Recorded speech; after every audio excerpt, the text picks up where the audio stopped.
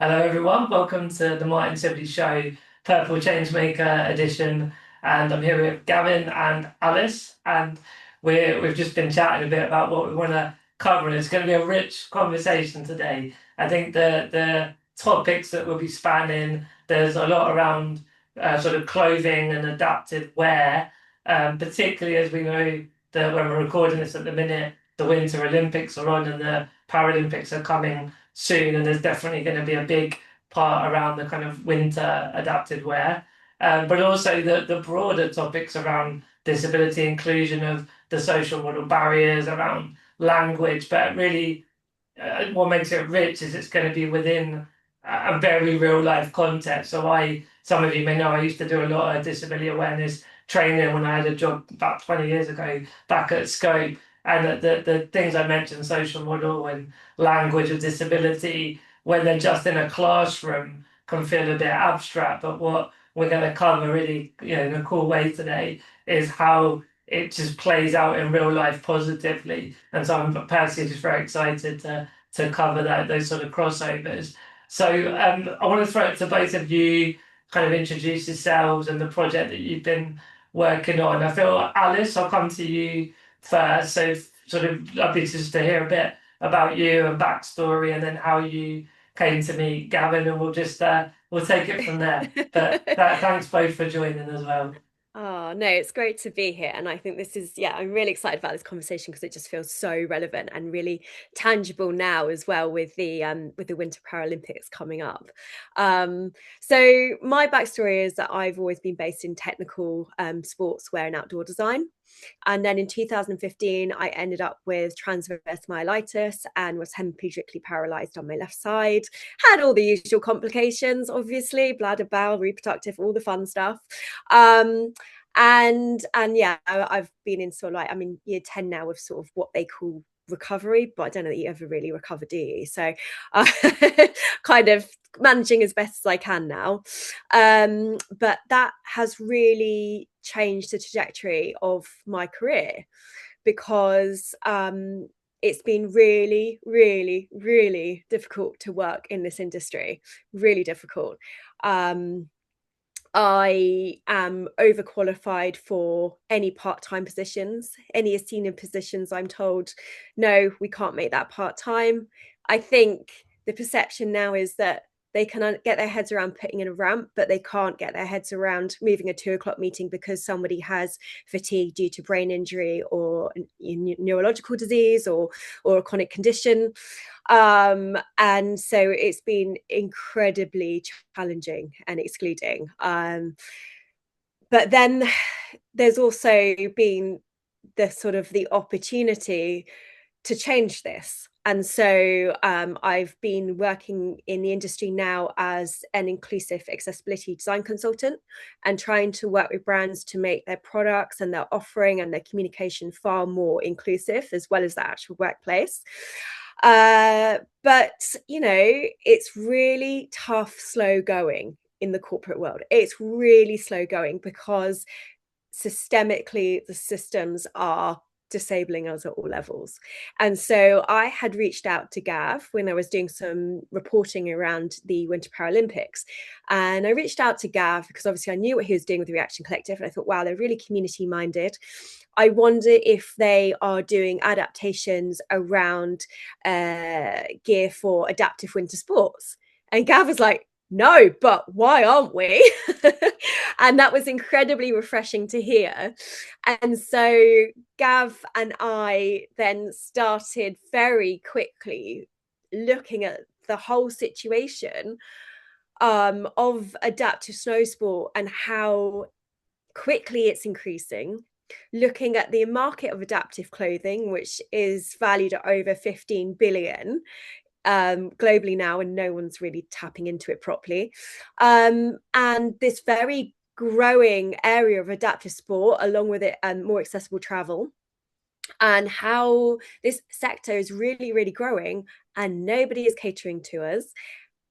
And is there a way to go about this that is much more from the ground up, working with community and working with the collective to then start actually changing the whole system, really changing the way that we go about it, and actually engaging the community first, rather than a room full of able-bodied people thinking, oh, let's tap ourselves on the back for doing a tokenistic product that really probably doesn't apply to many people, without actually engaging the community.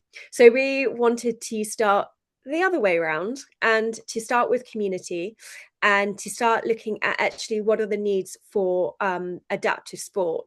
And for anybody that has tried sitting down in a ski jacket and salopettes in a sit ski, even in a tight seated position, then trying to move in any way, will realize it completely is not designed for adaptive sport. So that has kind of been the starting point, from which we have started a project called Unparalleled, which is really bringing together the whole of the community, from parents of children who are doing different types of adaptive alpine sports, right through from people who are beginning to access the sport for the first time, all the way through to Paralympians. And actually, a lot of people have, like Gav will say in a minute, everyone's just DIYing their stuff. They're doing it themselves, they're adapting it themselves. But it's because we've put up with that for a very long time.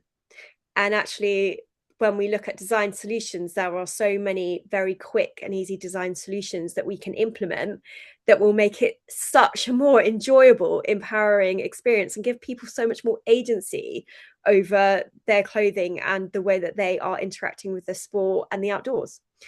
So I guess that's kind of an overview of where we're at, Gav, but I feel like Gav's a lot better at describing the intricacies than I am.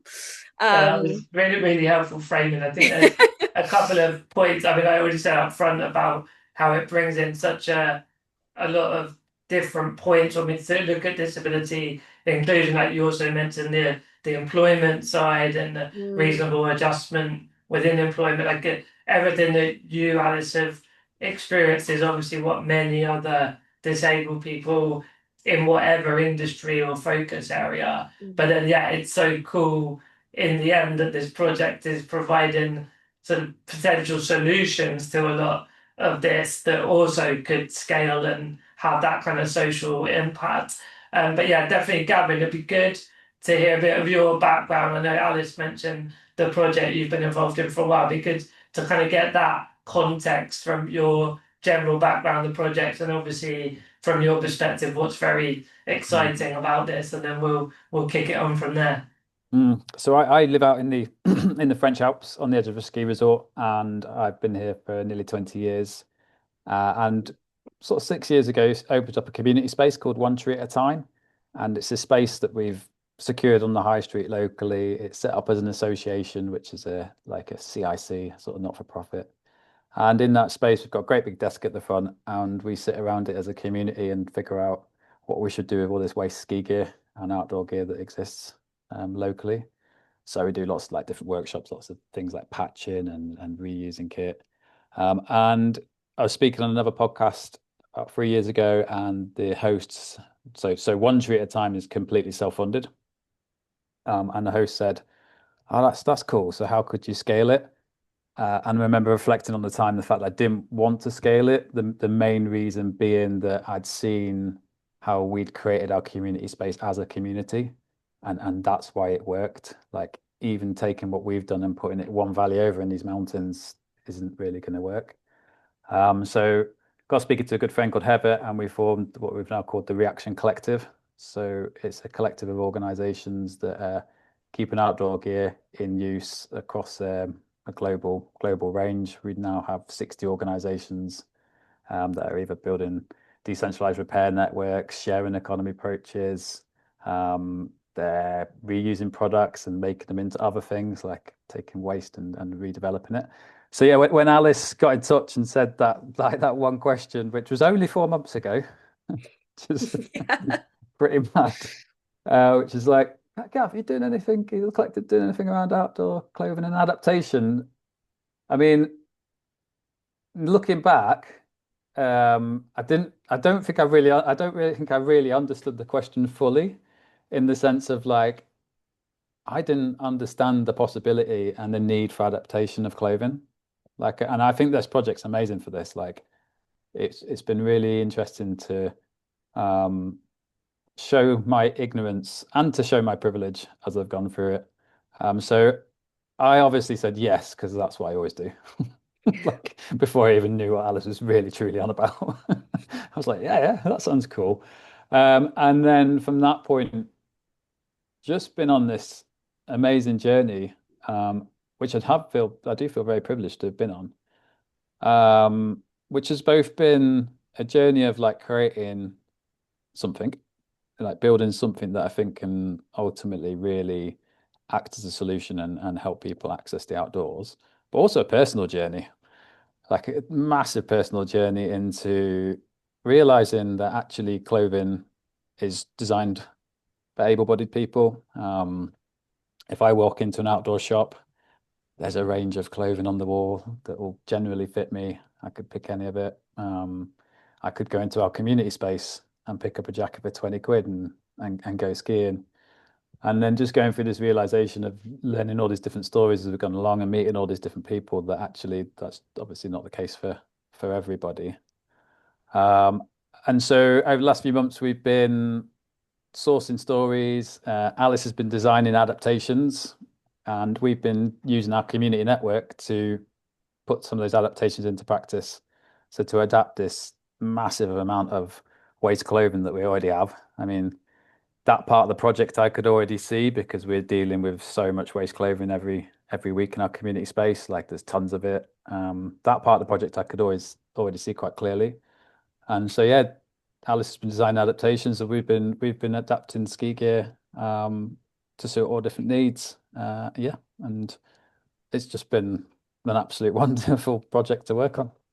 Cool, thank you, Gav. And yeah, like there's again so many things firing off. I mean, I know we all, when we spoke about it, I reflected to both of you that over time, whenever I've had that sort of colder weather, warmer jacket, I found it harder and harder to get it, or for my personal care assistant to get it on me, but also where it's not riding up and it just doesn't fit properly.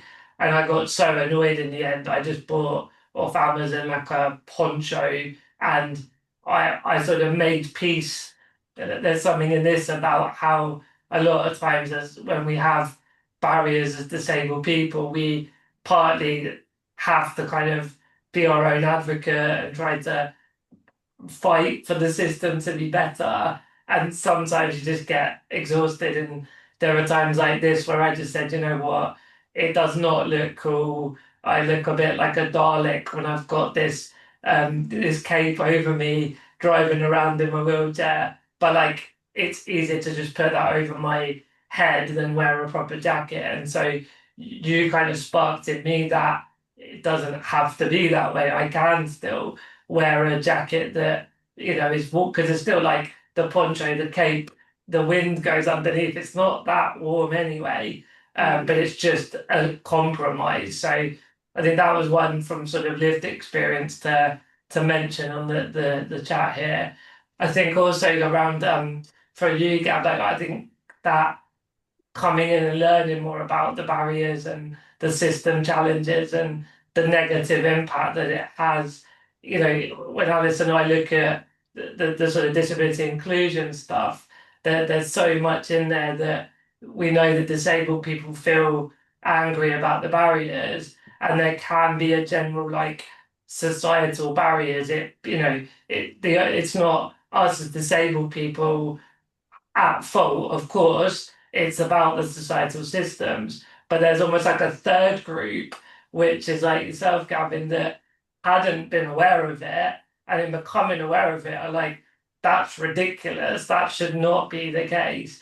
But also are kind of a little bit tripping over yourself with like how to speak about it, and like and what role can someone without a disability have. And I know that's something we all spoke about before today, but I think that bridging, as we said earlier, has been really important. I wonder if you could just say a little bit more on that, Gab, the sort of, how you want to now you have this awareness, have everything you do be more accessible, speak language that doesn't offend inadvertently, but, and I'm trying not to put words in your mouth now, but doesn't almost then like stop you from being able to take action. I think this is something that's as big an issue in disability inclusion as the stuff that Alice and I have been aware of for decades and are trying to like, change that. I think that bridging is really important.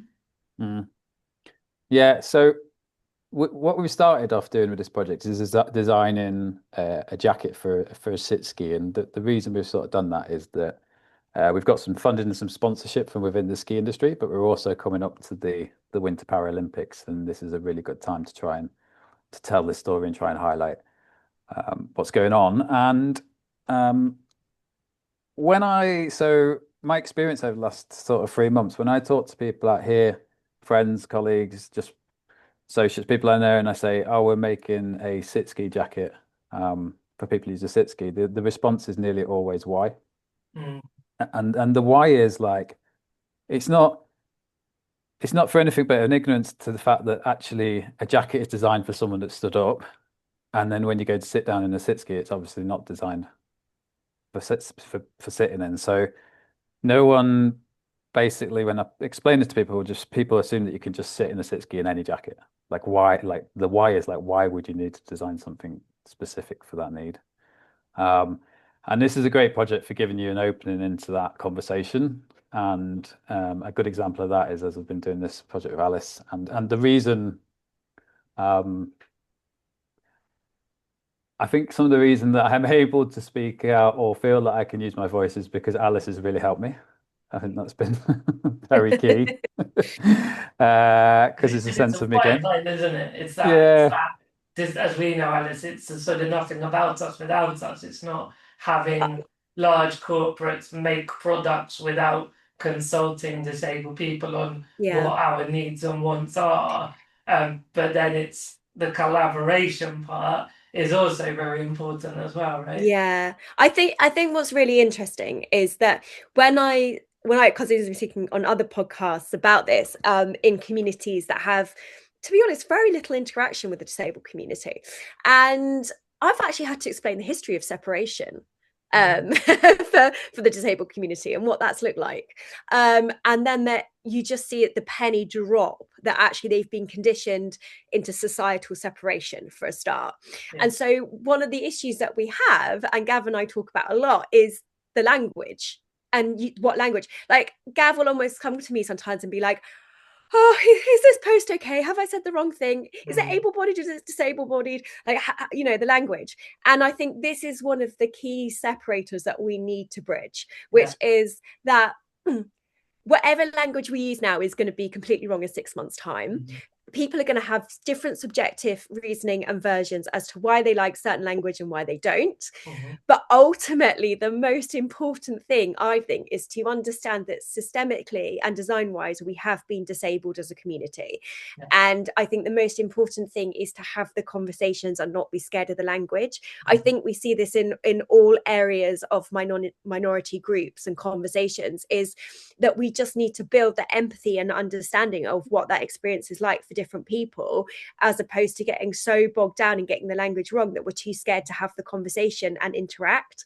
So I kind of just say to Gav, don't worry, like it's fine, as long as you're just kind of coming from the mind frame of like, actually it is society that is disabling people. It disables all minority groups, right? So, but also educating, like it's having the conversation with Gav, I think it does blow Gav's mind quite a lot that a core of the population are living with some form of disability or chronic illness. And and to kind of be aware that when you're doing a talk to a room full of people that often come across as able-bodied, are they, or what are they really dealing with? So it's kind of, I think it's been a really interesting process on that level. But then also then talking about, again, this separation, not understanding the nuances of what it is like to live with different things going on, different, I think, one of my prime things at the moment is in the outdoor industry is kind of saying to them, like, okay, everything that you talk about being the safe standard for a Gore-Tex jacket goes completely out the window when you have a spinal cord injury. Because if you're heat dumping from above your injury site and not below, well, then everything about that jacket is dangerous to you. You know, you need the ventilation right in the top. You need to be able to heat dump quickly. We need to make sure that you don't have any seams or anything digging in that could cause autonomic dysreflexia. You know, for me, there's real key safety features here that, like, the outdoor industry, if it was to do with any able-bodied clothing, would be like, oh my gosh, this is a safety issue. And yet for us, it isn't even considered, and it isn't even thought about, and we're just given gear that is designed for one type of body without even these safety acknowledgements in place. So I think, like, it's been, and I just think it's really interesting, kind of just getting anyone to sit down in full salopettes and a normal ski jacket and go, okay, sit down in a sit ski. How comfortable are you with it up around your face right now? Because you know what it's like. As soon as you sit down in an outdoor jacket, it's up here, isn't it? Yeah. Because I think when we know, like, the business case side, that everything you're saying is not unfamiliar to businesses, that you have a group of people that have a need or a want, and you make a solution in the form of a product or a service, and then you sell it. That's commerce, right? So it's this weird one, as you say, that a lot of the existing, you know, designers and manufacturers aren't seeing that side of the needs and wants of those who have that need for adapted wear. Like, do you think they don't understand that there's a business case, or do you think they get that there could be a business case, but they're a bit like we were saying before, almost scared because there's a lot of this sort of historical fear around getting disability wrong? Yeah, I think the first thing that you've brought up there is conditioned behavior and behavioral change that needs to happen, which is seeing this population somehow as lesser than, as somehow being a charity, and not actually. I think the first thing that a lot of brands will say to me when I say, okay, we can, your revenue would increase by 28% if you were to be making your product accessible. You know, like we've said before, the adaptive clothing market is worth over 15 billion. They still hear that and go, well, how are we going to fund this? And I'm like, if I told you there was another sporting market demographic, you wouldn't ask that question. And so for me, it keeps coming back to a very conditioned behavioral response. And so I think, first of all, we have to change that behavioral response from that conditioning and that thought process. And then the second thing being that they are not employing the people with the lived experience. So of course there's going to be fear, because then they are not. This is what I'm talking about, systems change. If you have a system whereby you have a brand and they are only hiring type A people that have exponential amount of energy to be there all day, every day, and not listening to any biological rhythm, let alone dealing with the kind of complications that, to be honest, quarter of the population are dealing with, and probably more than that, to be honest, then how is anyone going to systematically be in the decision-making room? They're not. So for me, it's like they really need to wake up to the fact that A, there is a huge market, a huge population here, but B, they are actually creating the barriers to change. And yes, and then of course there's going to be the fear around conversation, because it isn't a normalized thing in the workplace. So, you know, it's a multi-factor thing, really. Is it, Alice, is it not like we've got a sort of experience on this project, there's also a sort of, over the top of all of that, there's an approach that business is used to, which is, let's design a product, let's make it in a different color, red, blue, you know, let's make a sit ski jacket, let's make it red, let's make it blue, let's sell it. Whereas in our experience on this, we're taking garments that already exist, and nearly in every case so far, like, the adaptations are specific to a need. So that actual approach of, like, right, I'm going to make this sit ski jacket, it's going to be red, just doesn't service this problem that well. It doesn't, no. It's kind of just like one solution doesn't fit the problem in all of this. Like, I think that's a really good point, Gav. hence Because why I think you've done a great job framing the societal exclusion, some of the reasons of why that came about, some of the challenges in solving it.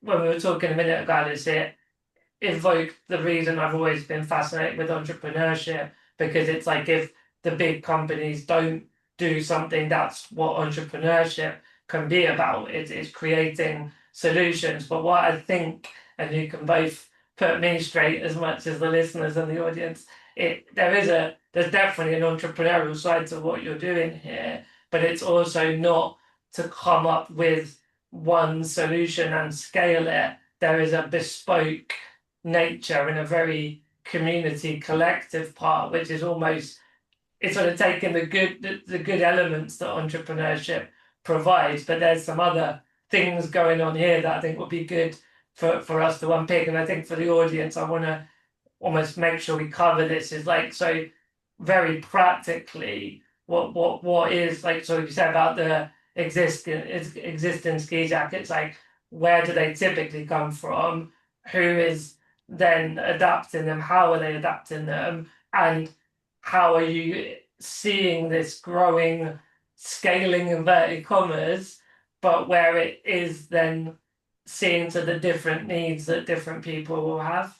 Yeah, totally. Well, I think I think if I'm honest, as somebody who was a designer in this industry, I think what we're seeing now is, I personally cannot see how brands can keep continuing just pumping out product, because we've reached planetary boundaries. As Gav has said, we have enough clothing for the next 6 generations. And what we need to do now is be thinking in terms of modular repair. And so that's where this has come in really interesting, with this kind of collaboration between Reaction Collective and trying to look at these adaptations, is actually thinking about it in a modular process. Yeah, we're all humans. We all have different needs. As we go through our lives, we're going to have different needs. As we age, we're going to have different needs. If we're truly creating clothing that has longevity, then that longevity of that clothing cycle could be completely extended by us adapting. So, for example, Fee, who's in our documentary, she's had an issue with a CSF leak and now has a stent. And over time, that is harder and harder for her to manage. And so she's getting you kind of like more mobility issues. And so she was a phenomenal standing skier, and now she's not able to do that, so she's going into sit skiing. And so why should she, what is she going to do? That just go and buy another jacket when she's already got a jacket at home that we could actually adapt for her changing needs? And this jacket that we've adapted for her changing needs adapts with her body. So it doesn't just adapt for her to sit ski, it adapts for her to then get out the sit ski, stand up and walk around for a bit. So it's all adjustable. And I think we need to be thinking of it in terms of adapting as humans anyway. I think that is a primary thing, that I think adapting for human needs and adapting for repair, which means we can adapt for adaptations.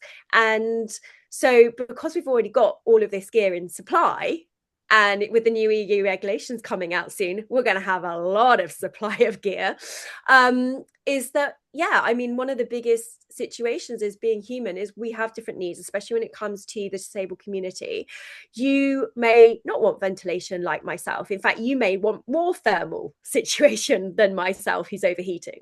So, what we are looking at here is creating a modular system and linking. So you could basically, Martin, go, okay, do you know what I could really do with some magnetic fastening? So this is much easier and gives me much more agency to take my jacket on and off.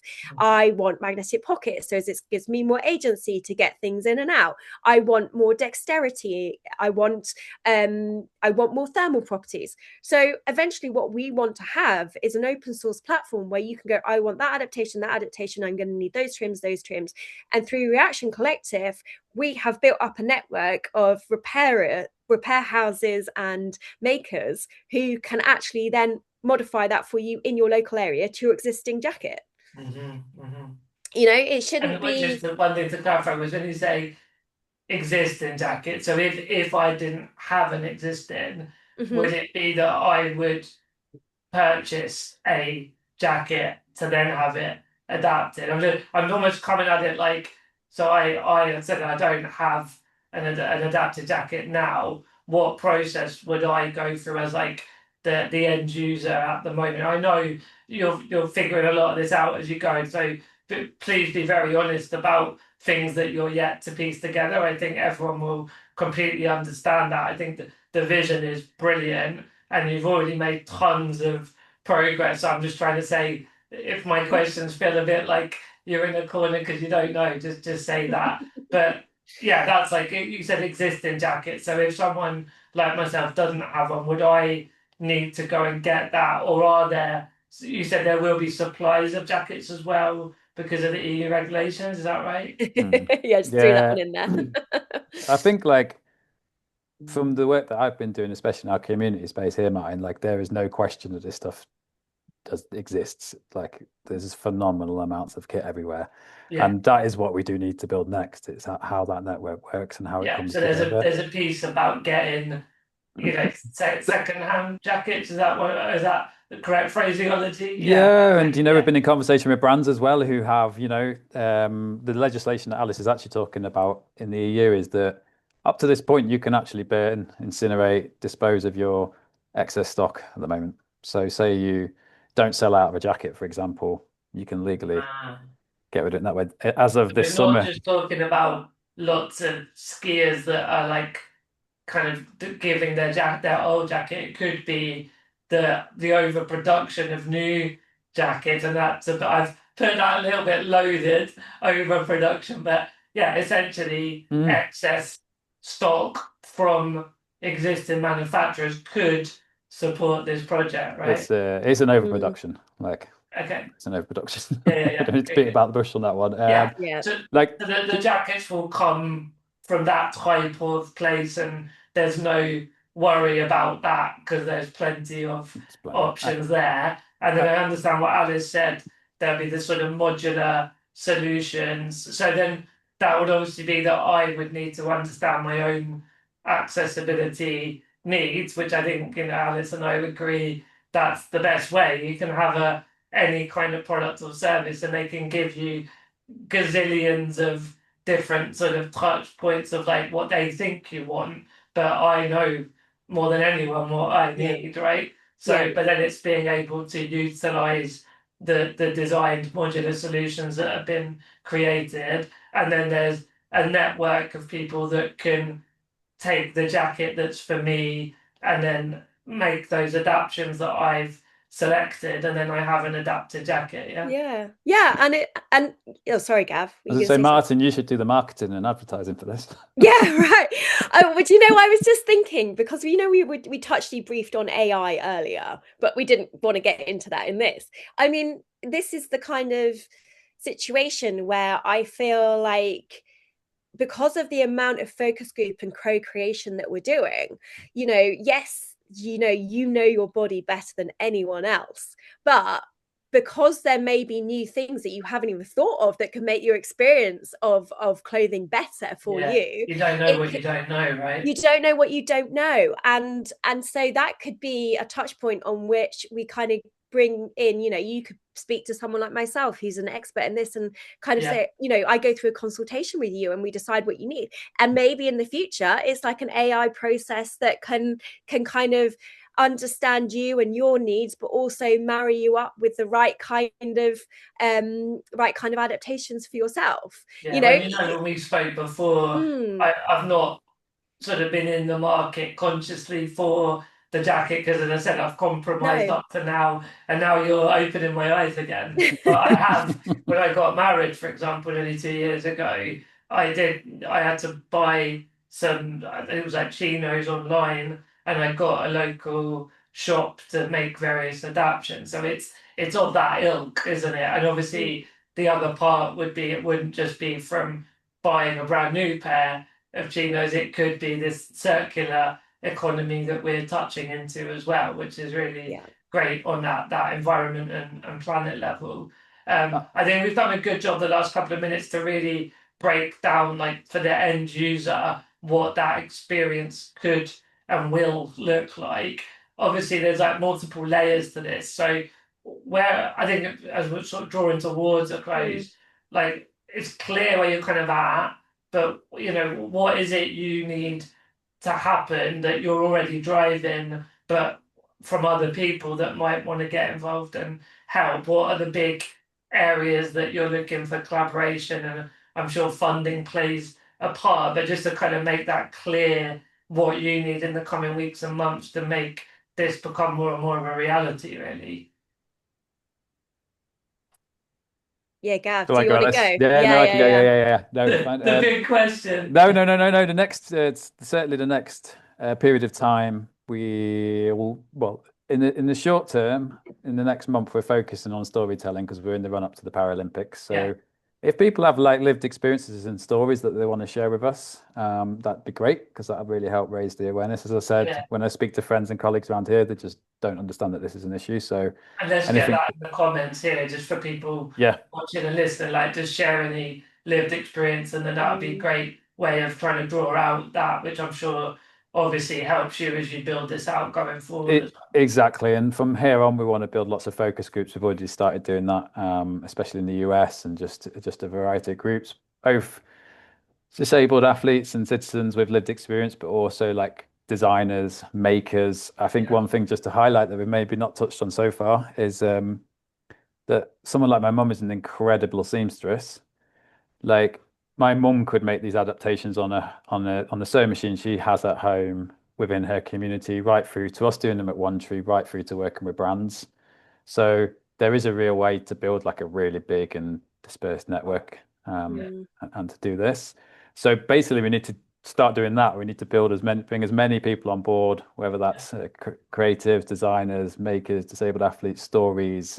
And if you head onto the Unparalleled website, there's a way to get in contact with us, and there's a form that expresses the reason you're getting in touch. Funding wise, we've had some funding to this point, and we've been able to use that for the designs that Alice has been doing, for the adaptations that we've already made. I think the great thing about this is we're 4 months into a project, and we have adapted ski gear that has been tested and used on a mountain. Like, there is end result here. Fee, who we talk about in the film, has gone from not skiing, for having skied in the past, to not skiing, to, because of this project, getting back in a sit ski. That's great. And there's a story there, and that's there's with the funding, there's almost like immediate impact from the work that we're doing as well. Those focus groups and getting those people involved is going to cost, so we need to fund that bit next. So we're looking for any community funding or any brands that might want to jump on board and back this project. It's a big vision. Like, it is a big vision. It's expansive. But I think also, Gav hasn't mentioned it yet, but the Open Collective that we are going to be fundraising on, for people to come and donate, for brands to come and donate, organizations to come and donate, is kind of really cool from my point of view, because I had always worked on other community fundraising platforms, and this is the first platform that I've seen where there is complete transparency over where that money is going. And I think that now we are at a really pivotal point in time, in society, in culture and community, where transparency is kind of key.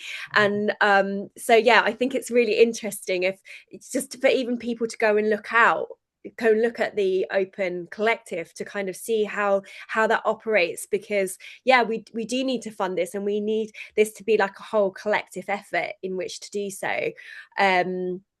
But I think for me that's a really interesting part of this. Amazing. Martin, I'll pop the link so people can click it, but I just want to clarify, is it Unparalleled with ED at the end? Alice, over to you. Yes, it is. It is, and I know that's confusing. No, and hopefully to clarify it so people got the ED at the end. Pronounced Unparalleled, but with a little play on words going on in there. Yes, and it is. Go on, sorry, go on. Yeah, and I was going to say it's the Unparalleled and the links to the Open Collective and ways to get involved and to follow our journey and the events that we're going to be holding in Cortina and in Milan over the next few weeks, and then hopefully again in the UK. We will post everything on there because again we want as many communities to come to the events as we can, and even if people can't get there and they would like us to find a way of live streaming it, these are the kind of things when we talk about accessibility, we want to hear what you guys want, I think, really, really importantly. So is we'll the be sharing website the best place for people to know the news? Is that the best? Yeah, Yeah. I would say so at the moment. That and that will take you through to a link to our Instagram. And to be honest, if you sign up, then you'll be getting all of the relevant news of where all events are going to be, what we're up to. It is on the Adaptive as Standard website, which is another entity that we haven't had time to touch on yet, but that is kind of looking at changing the industry across the whole for the disabled community and in terms of accessibility, from policy to actually finally having an accreditation to hold for the community to hold the industry to account. And so, but this is where we're starting.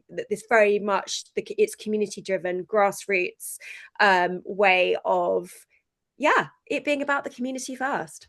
Amazing. Well said. I think Alice had just touched on something that we haven't really mentioned. We had this question back to the start sort of 4 months ago, and we're now going to the Paralympics. So we're taking the film that we've created to be screened at a couple of events, hosting a conversation afterwards, and it's been an incredible journey to watch the power of collective action. Yeah.